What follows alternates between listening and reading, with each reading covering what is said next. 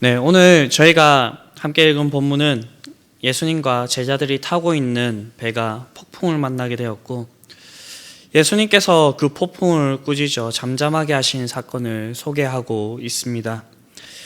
본문은 이 사건을 통하여서 예수님이 누구이신지를 말하고자 합니다. 네, 오늘 목사님께서 설교 제목을 기억하면 절반은 먹고 들어간다라고 이렇게 말씀을 많이 하셨습니다. 혹시 이번 주일 설교의 제목을 혹시 기억하시는 분이 있으십니까? 네, 맞습니다. 구원자 예수님입니다. 오늘 본문은 주일에 들었던 설교 중에서 한 파트인 부분이고, 이것을 통해 여러분들과 다시 은혜를 나누기를 원합니다. 우리가 인생을 살아가는 동안에 우리의 인생길에 여러 가지 사건들이 일어납니다. 네, 사건이라고 이렇게 표현을 해서 부정적으로만 이렇게 생각하실 수가 있는데, 이 사건들은 우리에게 기쁨이 되고 행복이 되는 사건일 수도 있고, 저희가 부정적으로 생각했던 것처럼 상처나 아픔, 슬픔이 되는 그런 사건일 수도 있습니다. 이러한 사건들은 저희의 인생에 있어서 끊임없이 일어나고 저희에게 영향을 미치게 됩니다. 저희는 이런 일들을 겪으면서 보는 눈이 달라지기도 하고 생각이 달라지기도 하고 결국 우리의 행동 자체도 달라지기도 합니다. 그래서 어떤 경험이든지 그 경험은 소중한 것 같습니다. 인생을 많이 사신 분들은 이러한 경험들이 많이 쌓였을 것입니다. 그래서 어떠한 일들을 대처함에 있어서 잘 당황하지 않으시는 것 같습니다. 그리고 일을 처리해 나갈 때에 일 처리하는 그 방법에 아주 여유가 묻어나 보이기도 합니다. 이것을 신앙에 적용시켜보면 신앙도 똑같습니다. 많은 상황 속에서 저희가 예수님을 붙잡고 예수님께서 그 문제들을 해결하신 것, 그러한 것들을 많이 경험하신 분들은 어떠한 일이 일어나고 어려움이 있을 때에도 그 사건들을 해결해 나갈 때에 아주 여유롭고 아주 당황하지 않고 그 문제들을 해결할 수 있는 그러한 모습들을 볼 수가 있습니다. 네, 군대에 보면 병장들이 있습니다. 이 병장들이 필요 없어 보이지만 정작 진짜 중요한 일들이 있을 때 이 병장들이 일사불란하게 움직이면 그 일들이 어느새 해결되어 있는 그 모습을 볼 수가 있습니다. 오늘 본문에 보게 되면 예수님과 제자들은 배를 타고 가는 중에 폭풍을 만났습니다. 이것을 우리의 인생에 비유하면 어려움과 고난이라고 이야기를 할 수가 있습니다. 그런데 이 어려움과 고난은 저희의 힘으로 해결할 수 없는 것이었습니다. 이런 순간에 저희는 어떠한 것을 알아야 되고 어떠한 일을 해야 할까요? 오늘 본문을 통해서 첫 번째로 살펴볼 것은 저희의 인생길에 저희를 흔드는 폭풍이 있다는 것을 알아야 된다는 것입니다. 특별히 예수님께서 가자고 하신 길, 함께하는 길에 폭풍이 있다는 것을 알아야 한다는 것입니다. 예수님께서 무리들에게 비유로 가르치시기를 마치시며 제자들에게 저편으로 건너가자고 말씀을 하십니다. 예수님의 말씀에 따라 건너편으로 가는 길에 그들은 큰 광풍이 일어나며 물결이 배에 부딪혀 들어와 배에 가득하게 되는 상황을 맞이하게 되었습니다. 잘못하다가는 배가 가라앉고 배가 뒤집힐 수 있는 그런 위험한 상황입니다. 제가 긴 세월을 살지는 않았지만 인생이 쉽지 않음을 알고 있습니다.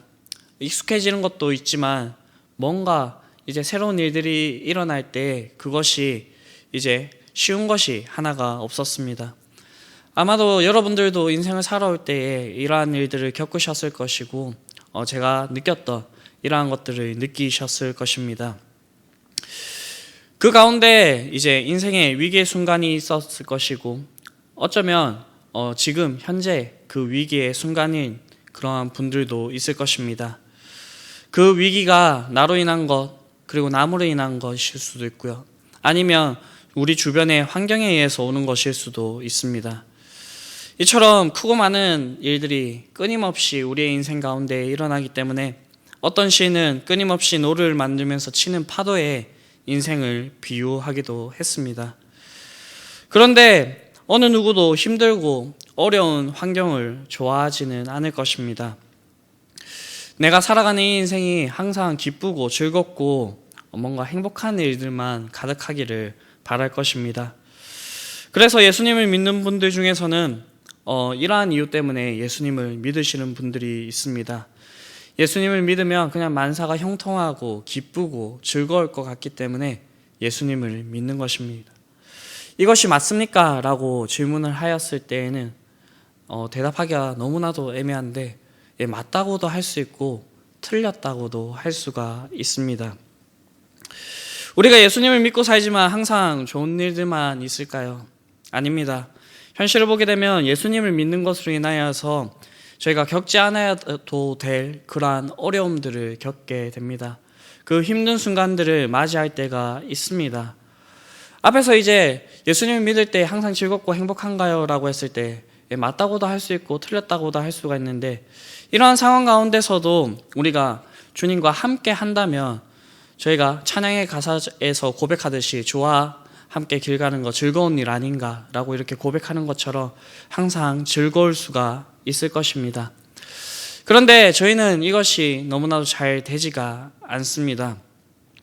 우리에게 이러한 일들이 일어났을 때 저희가 생각하기를 왜 우리에게 이러한 일들이 일어났을까 라는 생각들을 하게 됩니다.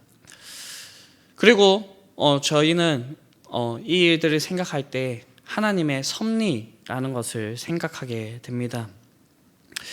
우리가 이 상황 속에서 하나님의 섭리에 대해서 생각하는 것은 저희에게 주어주신 모든 것이 하나님이 우리에게 허락하시지 않으면 일어날 수 없는 일이기 때문입니다. 저희는 이러한 사실을 욥기서를 통하여서 잘 알고 있습니다. 사단이 욥을 시험하려고 할 때 천상대전에서 이렇게 회의를 하고 있을 때 하나님 앞에 나아가서 욥이 까닭 없이 하나님을 잘 섬기겠습니까? 라고 하면서 하나님께 욥을 이제 괴롭힐 수 있는 그런 동의를 구하는 모습을 볼 수가 있습니다. 하나님께서는 그 상황 가운데서 욥의 생명만을 놔두고 나머지 건 다 건드려도 된다고 이렇게 허락을 해주셨습니다. 왜 하나님은 그렇다면 이러한 상황들을 저희에게 허락하실까요? 오늘 본문의 상황도 예수님께서 날이 거의 저물어가는 그때에 건너편으로 가자고 하셨습니다. 네, 이렇게 하신 것은 답부터 얘기를 드리면 바로 이러한 상황을 통하여서 예수님께서는 우리에게 깨닫고자 하는 그것들을 우리에게 알고자 하기 위함입니다. 우리의 위기의 상황에서, 어려운 상황에서 우리가 어떠한 자세를 취해야 되고 누구를 의지해야 되는지 알려주시기 위해서였습니다. 그렇기 때문에 실제로 많은 신학자들은 어려움과 고난을 표현할 때 하나님이 주시는 은혜의 방편이라고까지 이렇게 이야기를 했습니다. 이것을 통하여서 하나님을 바라보게 하기 때문에 신학자들이 이러한 표현들을 썼습니다. 그러나 이러한 문제들이 있을 때 저희의 모습은 어떠합니까? 설교를 준비하면서 저의 모습도 되돌아보았지만 성경에 특히 출애굽기가 떠올랐습니다. 이 출애굽기의 내용을 보게 되면 출애굽한 이스라엘 백성들을 하나님께서 어떻게 인도하시는지를 잘 보여주고 있는데, 그 속에서 이 백성들이 하나님 앞에 어떻게 반응을 했는지가 생각이 났습니다. 이스라엘 여정 중에서 특히 하나님께서 명령하여서 르비딤이라는 곳에 가게 되었습니다. 그곳에서 이스라엘 백성들에게 일어난 그 일은 마실 물이 없었던 것입니다. 그때 이 이스라엘 백성들은 하나님을 원망하고 불평하고 모세를 돌로 쳐서 죽이려고 하는 그러한 상황까지 이르게 됩니다. 이때까지 하나님께서 이 이스라엘 백성들을 홍해를 가르시고 그리고 이들 만나와 메추라기를 먹이시면서 인도하셨던 그 일들을 잃어버리고 하나님을 원망하게 됩니다. 네, 이러한 상황 가운데서 여러분들이라고 한다면 어떻게 하시겠습니까? 네, 저는 이 상황들을 기억하였을 때 선뜻 이렇지 않을 거라고 이야기를 하지 못하겠습니다. 네, 그렇다면 하나님께서는 이러한 상황을 통해서 우리에게 기대하시는 것이 무엇일까라고 했을 때 그것은 이러한 상황을 통하여서 하나님을 바라보고 하나님을 의지하면서 우리가 하나님께서 정해놓으신 그 믿음의 장성한 분량까지 성장하는 것입니다. 사춘기 아이들이 자랄 때에는 육체적으로나 정신적으로나 성장통이 있다고 합니다. 그 성장통을 거치고 나서야 육체적으로나 정신적으로 한층 더 성숙해집니다. 우리의 신앙 역시 마찬가지라는 것입니다. 우리는 하나님께서 허락하신 어려운 상황을 통해서 하나님께서 기대하시는 것은 우리가 그 믿음의 장성한 분량까지 자라나는 것입니다. 이런 어려움을 이겨낸 사람들은 다른 어려움이 찾아오더라도 그 상황 가운데서 하나님을 붙들고 하나님을 의지하게 된다는 것입니다. 이것을 일반적인 용어로 바꾸어 보자면 면역력이라고 부를 수가 있을 것입니다. 우리에게 이런 면역력이 없으면 저희는 익숙해진 그 상황 속에서 안락함에 빠져서 더 이상 예수님을, 하나님을 바라보지 못하고 결국 점점 더 그 병에 빠지게 되고 죄라고 하는 그 상황에 빠지게 될 것이기 때문에 하나님께서는 우리에게 어려운 순간들을 허락해 주신다는 것입니다. 이때 하나님 아버지의 마음은 너무나도 아프실 것입니다. 여기 계신 성도님들은 대부분 자녀들을 길러보셨을 것입니다. 부모님의 마음으로 항상 좋은 것만을 자녀들에게 주시고 싶지 않으십니까? 제가 아직 자녀는 없지만 어린 아이들을 이제 양육하는 그 교육부서를 섬기면서 느꼈던 마음입니다. 제가 말이 별로 없는 편이고 말을 잘하는 편은 아닌데 아이들에게 가서 말을 계속해서 붙이고 말을 거는 것, 그리고 모든 행사를 하면서 아이들에게 좀 더 좋은 것을 주지 못하고 좋은 것을 먹이지 못할 때에 그것이 항상 아쉽고 마음이 아픈 것, 이것이 바로 부모님의 마음이라고 생각이 됩니다. 그런데 부모님이 좋다고 생각하는 것을 자녀들은 항상 좋다고 생각을 할까요? 그것은 아닌 것 같습니다. 자녀들은 부모님이 미래를 생각해서 너희들에게 너무나도 좋을 것 같아서 이 일들을 시키지만 자녀들은 그 상황 가운데서 그것이 좋다고 느끼지 않을 때가 너무나도 많이 있습니다. 그런 자녀들을 바라보면서 자녀들에게 그냥 너 하고 싶은 것만 하라라고 한다면 그 자녀는 어떠한 아이로 자라나게 될까요? 그 자녀는 아마도 자기밖에 모르는 아이가 될 것입니다. 그렇기 때문에 자녀들을 양육하기 위해서는, 바르게 양육하기 위해서는 때로는 아이들이 힘이 들고 싫어하는 것을 시켜야 할 때도 있다는 것입니다. 그 당시에는 자녀들이 잘 모르지만 그 아이들이 장성하여서는 부모님께서 왜 그 당시에 이러한 일들을 시키셨고 이러한 것들을 요구했는지 알게 된다는 것입니다. 이와 같이 다만 우리가 느끼기에 이 상황이 불합리해 보이고 힘들어 보이지만 우리가 이 어려움의 순간을 지나가다 보면 그것이 어떠한 의미인지를 저희는 분명히 알 수가 있을 것입니다. 그 상황을 우리가 곰곰이 되돌아볼 때 저희가 한 가지 사실을 더 알 수가 있는데 그 상황 가운데서 하나님께서는 우리와 함께 하시며 우리의 피할 길을 친히 마련해 주셨다라는 것입니다. 오늘의 본문에서도 그 폭풍이 있는 그 배 안에 주님이 함께 계셨다라고 이야기하고 있습니다. 그런데 오늘 본문을 자세하게 보게 되면 모든 배는 아닙니다. 분명히 제자들과 예수님의 탄 배가 있는 반면에 다른 배들도 있었다라는 것을 말하고 있습니다. 여기서 우리가 알 수 있는 것은 예수님과 함께한 자들이 있었고 그렇지 못한 자들이 있었다는 것입니다. 그리고 여기서 한 가지 더 알 수 있는 사실은 그들 모두에게 폭풍이 찾아왔다라는 것입니다. 저에게 어려움과 위기의 순간이 오게 되면 우리의 육체적인 부분과 영적인 부분은 많이 처지고 우리가 평소에는 알 수 있는 것들을 알 수 없는 그러한 모습들이 찾아오게 됩니다. 그러한 상황이 계속적으로 진행이 된다면 우리의 속에 담겨져 있던 본성적인 모습까지도 나오게 됩니다. 이러한 상황 가운데서 성도님들은 옆에 누가 있었으면 좋겠습니까? 아마도 많은 분들이 나의 사랑하는 가족이라고 이야기할 것이고 나의 가장 친한 친구 또는 내가 사랑하는 연인이라고 말할 수가 있을 것입니다. 사람들은 힘이 들 때 자신에게 위로가 되는 그러한 존재가 있기를 바랍니다. 그런데 이런 사람들마저도 어떤 말로도 위로가 되지 않을 때가 있으면 그때에는 어떻게 하시겠습니까? 이때에는 저희 그리스도인들과 세상 사람들과는 분명히 갈리게 됩니다. 세상의 사람들은 어떠한 것을 붙잡으려고 이렇게 하지만 그 붙잡을 것이 없을 때에는 너무 힘이 들면 극단적인 선택을 하게 됩니다. 그런데 저희 그리스도인들은 이러한 상황 가운데서 저희는 저희와 함께 하시는 예수님을 붙들게 된다는 것입니다.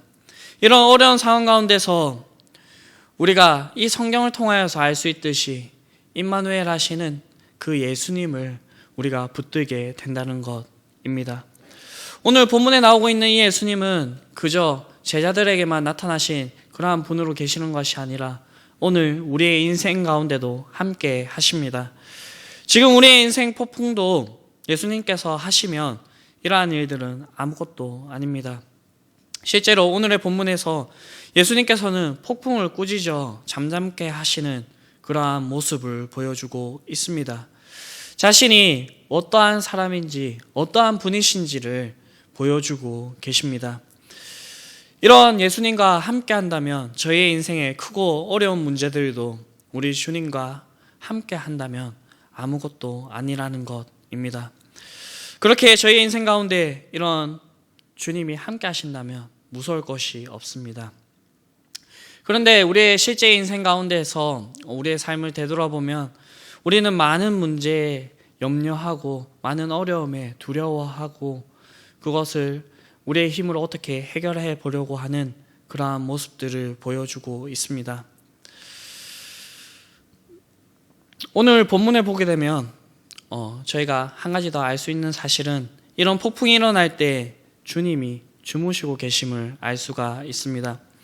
혹시 여러분의 인생 어려운 순간에 주님께서 주무시고 있지는 않습니까? 그 주님을 깨우시기를 바랍니다. 많은 사람들이 어려움의 문제가 다가오게 된다면 그 상황 속에서 자기의 힘으로 열심히 그 상황을 모면해 보려고 노력을 합니다. 그러다가 눈앞에 보이는 현실이 도저히 넘을 수 없는 벽이라고 느껴진다고 한다면 좌절하게 됩니다.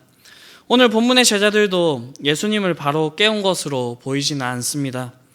이 폭풍 속에서 아마 자신의 힘과 노력과 경험으로 어떻게든 이 상황을 헤쳐나가려고 노력했던 걸로 보입니다. 베드로와 야고보와 요한의 출신이 무엇인지 성도님들은 너무나도 잘 알고 계실 것입니다. 네, 이들의 출신은 어부입니다. 예수님을 따르기 전까지 평생 갈릴리 바다 위에서 고기를 잡던 사람들이었습니다. 바다에 배를 탄다는 것에 익숙할 대로 익숙해진 사람들이고 배 위에서 수많은 경험과 노하우를 가지고 있었을 것입니다. 이 배 위에서 생활하는 것, 이런 상황을 겪은 것은 자신의 홈그라운드였을 것입니다. 그런데 그들은 감당 못할 폭풍으로 인하여서 두 손 두 발을 다 들었고 마지막 수단으로 이제 예수님을 깨우기 시작했습니다. 제자들의 요청으로 일어나신 예수님께서는 단번에 바다와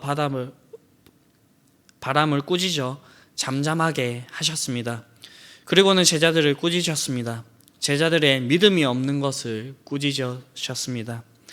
사실 이 배를 타기 전에 예수님께서는 여러 이적들을 보이시고 비유들로 이 제자들을 가르치셨습니다. 천국의 복음에 대해서 얘기를 하시고 천국의 이 복음을 받은 자들이 어떻게 살아야 되는지도 얘기를 하시면서 예수님에 대해서 자신을 알려주셨습니다.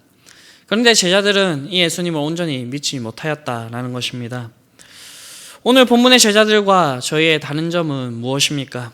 제자들은 예수님을 어렴풋이 알았다라고 한다면 저희는 주님을 분명히 알고 있다는 점입니다. 예수님은 참 하나님이시며 이 세상 모든 만물을 말씀으로 창조하셨으며 지금도 살아계시고 이 세상을 다스리시고 저희를 위해서 중보하고 계시는 분입니다.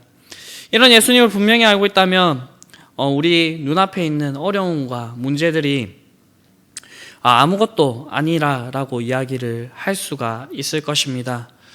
네, 이번 주 주일에 설교에서 들었듯이 예수님이 있으니 이 풍랑으로 인하여서 더 빨리 건너편으로 건너갈 수 있겠구나라는 그러한 믿음도 가질 수가 있었을 것입니다.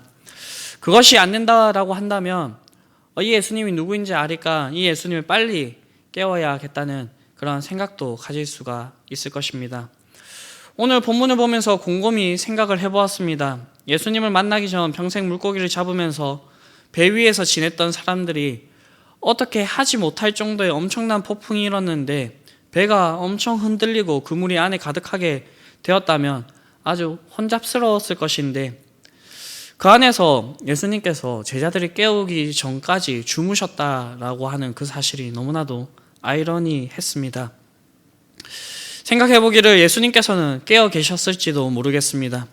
왜냐하면 예수님께서 가자고 하셨기 때문이고 예수님께서는 앞에 일어난 이 일들을 알고 계셨기 때문입니다. 아마 예수님께서 제자들을 꾸짖으셨을 때에 왜 나를 일찍 깨우지 않았나라고 하는 책망도 들어있지 않은가 생각을 해봅니다. 많은 사람들이 고난이 다가오면 일단은 혼자의 힘으로 어떻게 해보려고 합니다. 저 역시 그러한 경향들이 많이 있습니다. 제자들과 같이 자신이 평생 쌓아온 경험과 그러한 노하우로 어떻게 그 일을 해보려고 하는지도 모릅니다. 그러나 그러한 것들이 소용없는 폭풍이었습니다. 아주 어린 자녀들은 자신에게 있었던 일을 부모님에게 다 이야기를 합니다. 어떠한 일이 있으면 부모님을 가장 먼저 찾습니다. 왜냐하면 자신의 문제를 해결해 줄 수 있는 것이 부모님이라는 것을 알기 때문입니다. 믿음이 무엇인가 라고 했을 때 이런 어린아이와 같은 이러한 모습을 보이는 그 믿음이 좋은 믿음이라고 이야기를 해볼 수가 있을 것입니다. 저희가 고백하고 알고 있는 하나님도 그러한 하나님입니다. 하나님께서는 예수님께서는 일괄적으로 기도에 대해서 가르치실 때에 너희가 구하라. 너희가 받지 못하는 것은 구하지 못하였기 때문이고 너희가 구한 것은 받은 줄로 알고 그렇게 믿고 살아가라 라고도 얘기를 하셨습니다. 우리의 하늘에 계신 아버지께서는 우리의 작은 신음에도 반응하시고 흘려들으시지 않으십니다. 그리고 저희의 기도를 듣고 가만히 계시는 그러한 하나님이 아니십니다. 오늘 본문에서 예수님은 제자들의 요청을 듣고 그 폭풍을 잠잠하게 하셨습니다. 우리의 기도를 들으시는 하나님께서는 오늘 본문처럼 우리가 하나님 앞에 나아가 우리의 문제들을 놓고 이야기할 때에 그 어려움들을 잠잠하게 해주실 것입니다. 그런 주님께 먼저 나아가실 수 있는 여러분들이 되시길 바랍니다. 말씀을 정리하겠습니다. 오늘 말씀을 가지고 우리의 인생 가운데 폭풍이 일 때에 어려움이 있을 때 고난이 있을 때 저희가 어떻게 해야 됨을 함께 살펴보았습니다. 저희와 함께 하시는 주님이 있음을 기억하시길 바랍니다. 그리고 그 주님이 주무시고 계시다면 여러분들이 그 주님을 빨리 깨우시길 바랍니다. 그리고는 그 주님을 의지하시기를 바랍니다. 그때 주님께서는 저희가 할 수 없는 일들을 해 나갈 것이며 저와 여러분들을 아주 평탄한 그 길로 인도해 주실 것입니다. 저와 여러분들에게 이러한 믿음이 있기를 간절히 바랍니다.